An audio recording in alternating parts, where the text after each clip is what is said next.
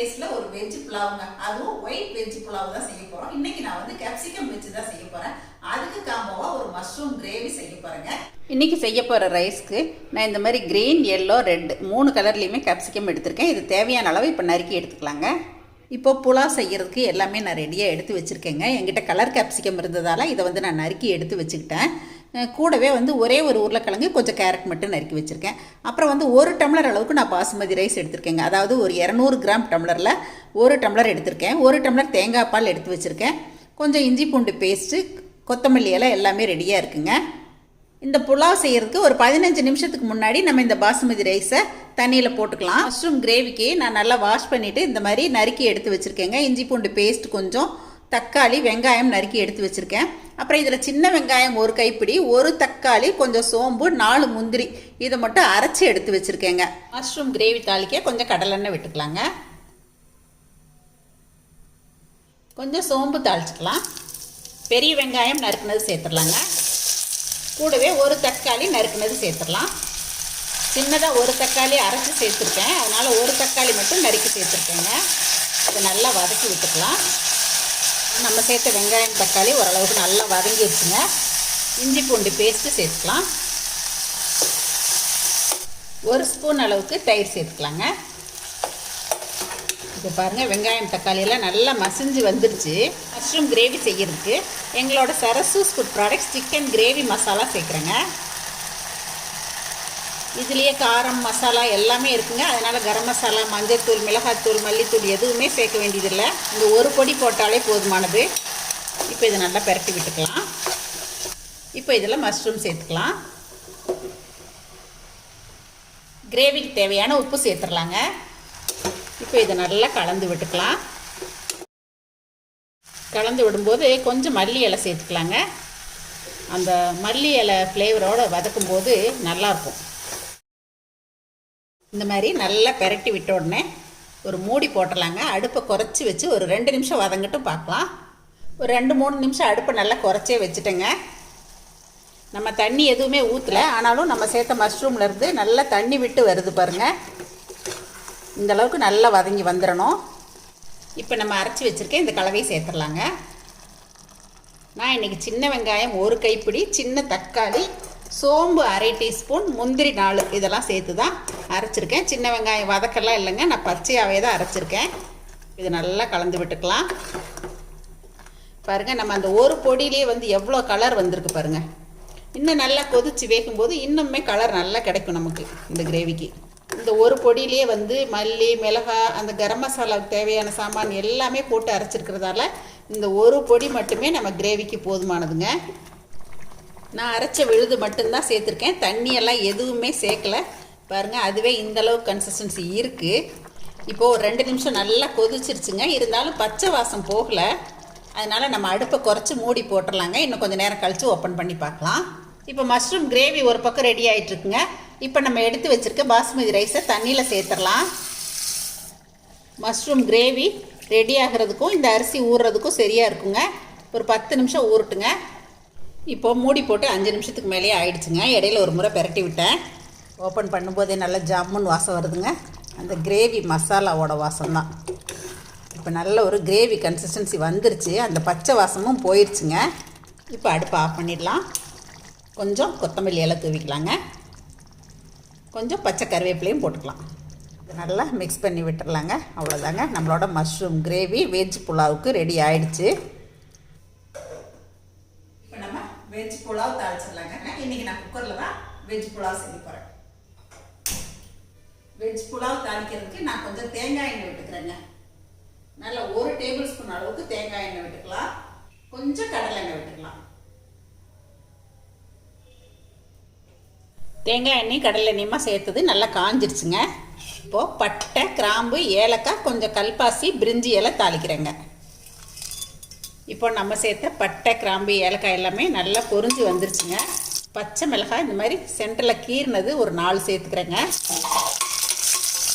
பெரிய வெங்காயம் 2 நறுக்குனது சேர்த்துக்கலாம்.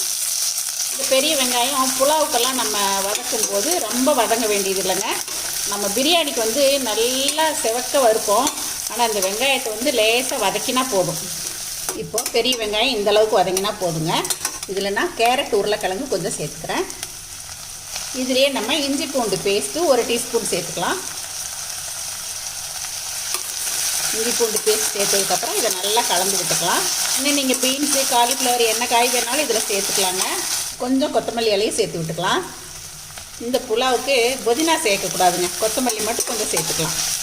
இப்போது உருளைக்கிழங்கு சேர்த்து ஒரு 2 நிமிஷம் இந்த மாதிரி வதக்கிக்கங்க. இப்போ நம்ம நறுக்கி வச்சுருக்க குடமிளகா 1 பை 1 சேர்த்துடலாம்.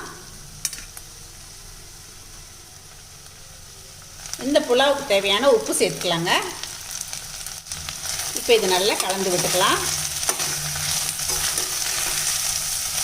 குடமிளகாயெல்லாம் சேர்த்ததுக்கப்புறம் ரொம்ப நேரம் வதக்க வேண்டாங்க. ஜஸ்ட் ஒரே 1 நிமிஷம் வதங்கினா போதுமானது. ஒரே ஒரு தக்காளி சின்னதாக நறுக்கி சேர்த்துருக்கேங்க. தக்காளியை ஸ்டார்டிங்லேயே சேர்த்திட்டா இந்த புலாவில் புளிப்பு இறங்கிரும். அதனால தான் நம்ம ஃபைனலாக சேர்க்குறோங்க. தேங்காய் பால் 1 டம்ளர் எடுத்து வச்சுருக்கேன், அதை சேர்த்துட்றேன். தண்ணி 1 டம்ளர் சேர்த்துக்கிறேங்க. இப்போ தேங்காய் பாலும் தண்ணியும் சேர்த்தாச்சுங்க. நான் வந்து இந்த டம்ளரில் 1 டம்ளர் அளவுக்கு பாஸ்மதி ரைஸ் எடுத்தேன். அதனால் 2 டம்ளர் அளவுக்கு தண்ணியும் தேங்காய் பாலுமா மிக்ஸ் பண்ணி சேர்த்துருக்கேங்க. 1க்கு 2 கணக்கு. நம்ம சாதாரணமாக வந்து பாஸ்மதி ரைஸ் வச்சுட்டு நம்ம செய்கிற மாதிரி இருக்கிற டிஷ்ஷுக்கெல்லாம் வந்து 1க்கு 1.5 வச்சா போதுமானதுங்க. நான் வந்து அப்படியே வேக விடுறதால 1க்கு 2 வச்சுருக்கேன் இன்னைக்கு. இப்போ இது கொதிச்சு வரட்டுங்க. நம்ம ஊற வச்சிருக்க பாஸ்மதி ரைஸை நல்லா கழுவிட்டு வந்துடலாம். இப்போது தண்ணியும் தேங்காய் பாலுமா சேர்ந்து நல்லா கொதிக்க ஆரம்பிச்சிருச்சுங்க. இப்போ பாசுமதி ரைஸை ஒரு முறை நல்லா களைஞ்சிட்டு தண்ணியை வடித்து எடுத்துக்கிட்டேங்க. இப்போ அதை தான் இப்போ இதோட சேர்க்குறேன். இப்போது இதை நல்லா கலந்து விட்டுக்கலாங்க.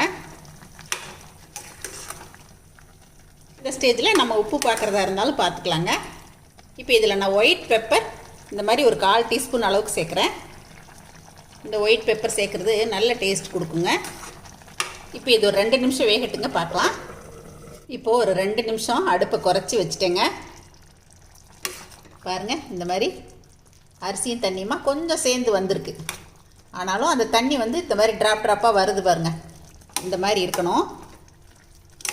இப்போ நல்லா கலந்து விட்டுறலாம். நெய் 2 டீஸ்பூன் அளவுக்கு விடுறேங்க. கொஞ்சமாக கொத்தமல்லி எல்லாம் சேர்த்துக்கலாம். இப்போ இது நல்லா மிக்ஸ் பண்ணி விட்டுக்கலாங்க. இந்த மாதிரி நல்லா மட்டப்படுத்தி விட்டுலாம். அடுப்பை நல்லா குறைச்சிக்கலாங்க. இப்போது குக்கர் மூடி போட்டுடலாங்க. இப்போது வெயிட் வச்சிடலாங்க. ஒரு 10 நிமிஷம் இப்படியே இருக்கட்டுங்க. அடுப்பை நல்லா குறைச்சி வச்சுக்கணும். 10 நிமிஷம் அப்படியே சிம்லேயே போட்டிருந்தாலும் நம்ம வந்து 10 நிமிஷம் கழிச்சு உடனே ஓப்பன் பண்ணக்கூடாது. ஒரு 5-6 நிமிஷம் விட்டுட்டு அதுக்கப்புறம் ஓப்பன் பண்ணாங்கன்னா அந்த தம்லேயே சாதம் நல்லா புழுங்கி நல்லா வெந்து வந்துருக்குங்க. இப்போ அது ரெடியாக இருக்குல்ல, நான் ஒரு ஆனியன் ரைத்தாவுக்கு ரெடி பண்ணுறேங்க. எங்கள் வீட்டில் இன்றைக்கி இந்த கேப்சிகம் புலாவும் மஷ்ரூம் கிரேவியும் சண்டே ஸ்பெஷல் தாங்க.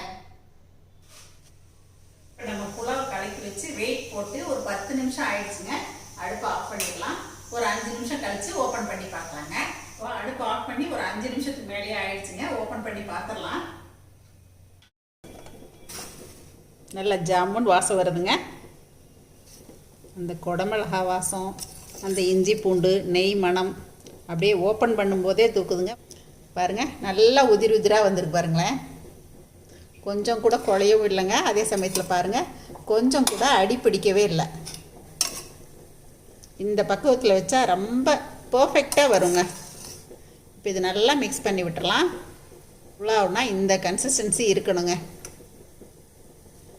ஒரு ஹோட்டல் டைப்பில் கேப்சிகம் புலாவ் ரெடிங்க. வீட்டில் லஞ்சுக்கு இப்போ ஒரு கேப்சிகம் புலாவ், அதுக்கு ஒரு மஷ்ரூம் கிரேவி, கூடவே வந்து ஒயிட் ரைஸ் வச்சாச்சுங்க. தயிர் இருக்குது, எக்கு போட்டாச்சு, அப்புறம் ஆனியன் ரைத்தா போட்டாச்சுங்க. எல்லாமே இப்போ ரெடியாக இருக்குது. சண்டே ஸ்பெஷல் திவ்யமான லஞ்ச் ரெடிங்க. வாங்க நீங்களும் சாப்பிடலாம். இந்த மஷ்ரூம் கிரேவி புலாவுக்கு மட்டும் இல்லைங்க, சப்பாத்திக்குமே ரொம்ப அருமையாக இருக்கும். எங்கள் வீட்டில் நைட் டின்னருக்கு சப்பாத்தி இந்த மஷ்ரூம் கிரேவி தான் ரொம்ப நல்லா இருந்துச்சுங்க. டேஸ்ட் பண்ணியும் காட்டுறேங்க. ஆனியன் ரைத்தா கிரேவி இதெல்லாம் வச்சு முறையாக தொட்டுட்டு சாப்பிட்டா தான் ரொம்ப நல்லாயிருக்கும். அதுவும் இந்த மஷ்ரூம் கிரேவியோட தொட்டு சாப்பிடும்போது டேஸ்ட் செம்மையாக வந்துருக்குங்க. ஏன்னா புலாவ் வந்து நம்ம மைல்டாக பண்ணியிருக்கோம். மஷ்ரூம் கிரேவியில் கொஞ்சம் மசாலாலாம் போட்டிருக்கோம். ரெண்டுக்கும் காம்போ ரொம்ப அருமையாக வந்துருக்குங்க. டேஸ்ட் நல்லாயிருக்கு. நம்ம சாதாரண ஹோட்டலுக்கெல்லாம் போனால் புலாவ் ஆர்டர் போடுவோம். அந்த ஹோட்டலில் எப்படி இருக்குமோ அதே டேஸ்ட் வந்துருக்குங்க. நம்ம குடமிளகாயே போடாமல் வெறும் வெஜிடபிள்ஸ் போட்டு மட்டுமே கூட செய்யலாங்க. ரொம்ப நல்லாயிருக்கும். இன்றைக்கி சண்டே ஸ்பெஷலாக நான் செஞ்சு காட்டினேன் இந்த கேப்சிகம் புலாவ் மஷ்ரூம் கிரேவி உங்களுக்கும் பிடிச்சிருக்குன்னு நினைக்கிறேங்க. கண்டிப்பாக நீங்களும் ஒரு நாள் ட்ரை பண்ணி பாருங்கள். எப்பயும் போல் உங்களோட ஃபீட்பேக் சொல்லுங்கள். பிடிச்சிருந்தா லைக் ஷேர் பண்ணுங்கள். மறக்காமல் என்னோட சேனலை சப்ஸ்கிரைப் பண்ணிங்க. தேங்க்யூ. சரசு சமையல் பாருங்கள். சமையல் நல்லா பண்ணுங்கள். சரசஸ் ஃபுட் ப்ராடக்ட்ஸ் பொடி வகைகள் தேவைப்படுறவங்க இங்கே கொடுத்துருக்க வாட்ஸ்அப் நம்பரில் காலை 10 மணி முதல் மாலை 6 மணி வரை எங்களை காண்டாக்ட் பண்ணி வாங்கிக்கலாங்க. இந்த சீசனில் பிரண்டை பொடி, முருங்கைக்கீரை சூப் மிக்ஸ் எங்ககிட்ட ஃப்ரெஷ்ஷாக கிடைக்குங்க. தேங்க்யூ.